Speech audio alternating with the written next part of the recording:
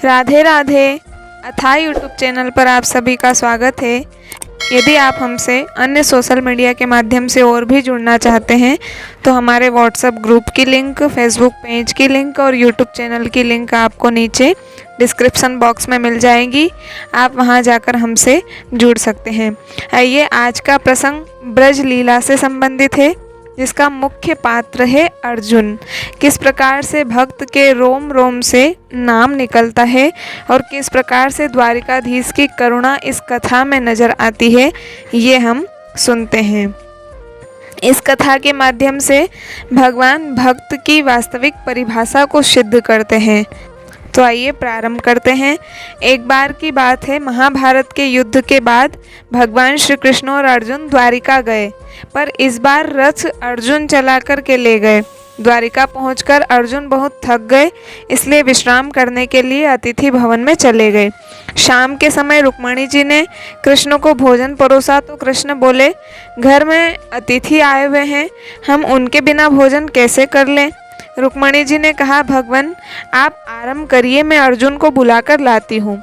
जैसे ही रुक्मिणी जी वहाँ पहुँची तो उन्होंने देखा कि अर्जुन सोए हुए हैं और उनके रोम रोम से कृष्ण नाम की ध्वनि प्रस्फुटित हो रही है। तो ये जगाना तो भूल गई और मंद मंद स्वर में ताली बजाने लगी। इधर नारद जी ने कृष्ण से कहा, भगवान भोग ठंडा हो रहा है। कृष्ण बोले, अतिथि के बिना हम नहीं करेंगे। नारद जी बोले, मैं बुलाकर लाता हूँ।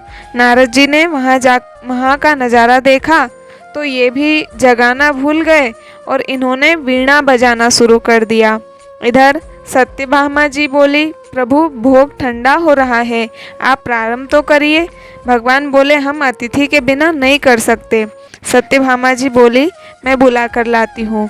ये भी वहाँ पहुँची तो इन्होंने देखा कि अर्जुन सोए हुए हैं और उनका रोम रोम कृष्ण नाम का कीर्तन कर रहा है और रुक्मिणी जी ताली बजा रही है, नारद जी वीणा बजा रहे हैं। तो ये भी जगाना भूल गई और इन्होंने नाचना शुरू कर दिया। इधर भगवान बोले, सब के सब जाते हैं, भोग ठंडा हो रहा है, पर हमारी चिंता किसी को नहीं है। चलकर देखता हूँ वहाँ ऐसा क्या हो रहा है जो सब हमको ही भूल गए। प्रभु ने वहाँ जाकर के देखा तो वहाँ तो स्वर लहरी चल रही है। अर्जुन सोते कीर्तन कर रहे हैं, रुक्मिणी जी ताली बजा रही है, नारद जी वीणा बजा रहे हैं और सत्यभामा जी नृत्य कर रही है। ये देखकर भगवान के नेत्र सजल हो गए और प्रभु ने अर्जुन के चरण दबाना शुरू कर दिया। जैसे ही प्रभु के नेत्रों से प्रेमाश्रुओं की बूंद अर्जुन के चरणों पर पड़ी तो अर्जुन छटपटा के उठे और बोले, प्रभु ये क्या हो रहा है। भगवान बोले, अर्जुन तुमने मुझे रोम रोम में बसा रखा है, इसलिए तो तुम मुझे सबसे अधिक प्रिय हो। और गोविंद ने अर्जुन को गले से लगा लिया। इस प्रकार से भगवान भक्त की भक्ति को परिभाषित करते हैं। आप विचार कीजिए, क्या द्वारिकाधीश को नहीं पता था कि अर्जुन के रोम रोम से मेरा नाम निकल रहा है?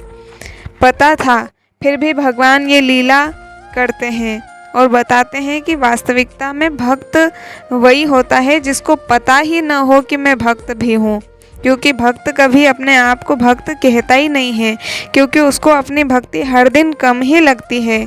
तो इस वीडियो के माध्यम से भगवान ने गीता के इस वचन को सिद्ध कर दिया कि मेरा भक्त जिस प्रकार से मुझे भजता है, फिर मैं भी उसको उसी भाव से भजता हूँ।